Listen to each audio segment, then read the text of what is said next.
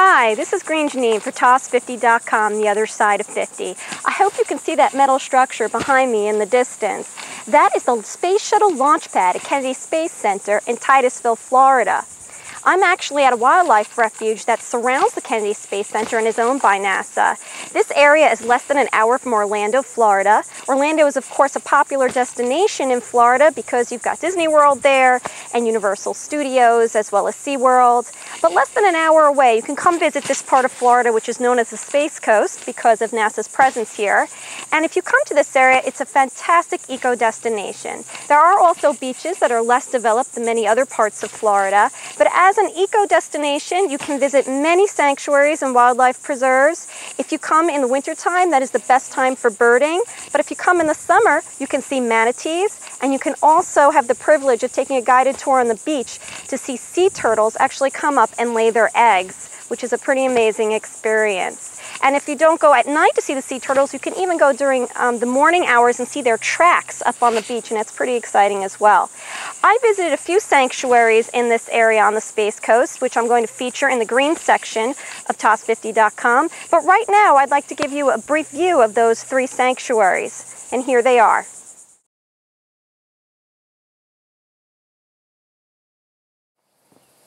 Hi, my name is Nancy Corona. I'm the Public Use Ranger at Merritt Island National Wildlife Refuge. Believe it or not, but this refuge is actually on Kennedy Space Center property.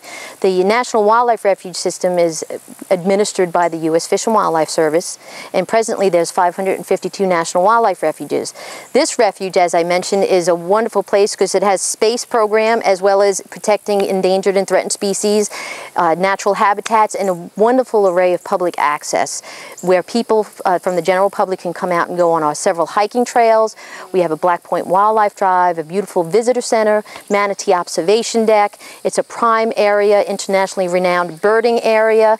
So many opportunities for nature photography, hiking, education, as well as we're only a few minutes drive from the visitor center for the Kennedy Space Center. So come out and view the Kennedy Space Center as well as enjoy the nature that surrounds us here at Merritt Island National Wildlife Refuge. Hi, I'm Ray Mojica. We're here down at the Barrier Island Center in South Melbourne Beach. I'm the land manager here. We can hear the sounds of the Atlantic Ocean behind us here within the Archie Carr National Wildlife Refuge. And I wanted to talk to you for a minute about why you might want to visit this location, why you might want to come visit this area.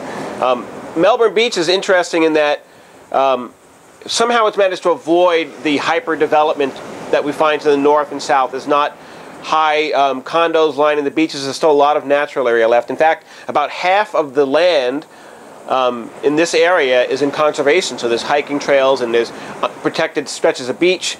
And we have places like the Barrier Island Center, an educational facility where people can come and learn about the local environment and learn about sea turtles. During the summer months, if you're fortunate enough, in June and July we offer guided sea turtle walks here at the facility. Come here in January, February. There are right whales migrating offshore. And we have lots of birders that come from around the world. This area is also interesting as an eco destination, is that it's close to Sebastian Inlet State Park, which is a world famous surfing and fishing destination. It's about 3 miles south of us here.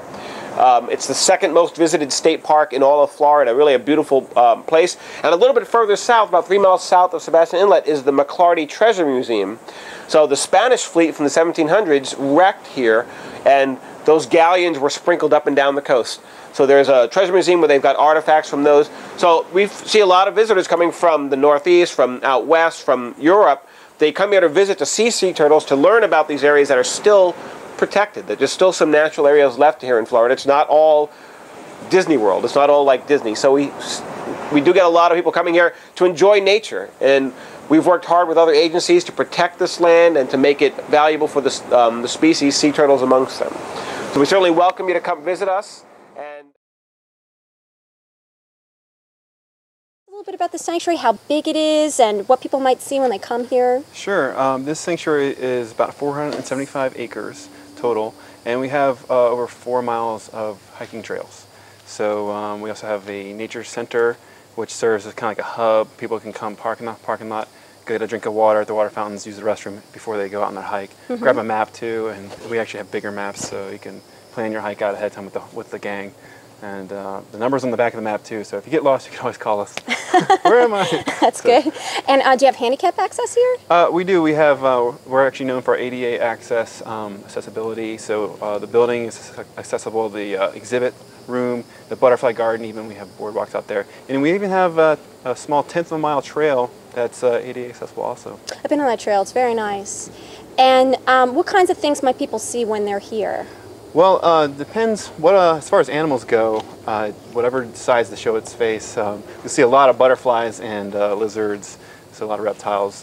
Maybe catch a gopher tortoise in the warm season. Rabbits. And I must say, while I'm here, I haven't really experienced any mosquitoes, so I don't think that idea should scare people off. Yeah, it's not as bad as people think. A lot of times they'll come to the building and just spray the kids down, and they're like, choking because there's so much mosquito spray, and they come out here and they're like, unnecessarily. I was pleasantly surprised. Yeah. And are there several different kinds of habitat people will see when they're on the trails? There are, and that's one of the main reasons why the sanctuary was created. It actually transects some of the trails, go right through a few different habitats in a short amount of time. So if you take one trail like Biodiversity Trail, you'll go through 3 habitats, just that short, not even a mile trail.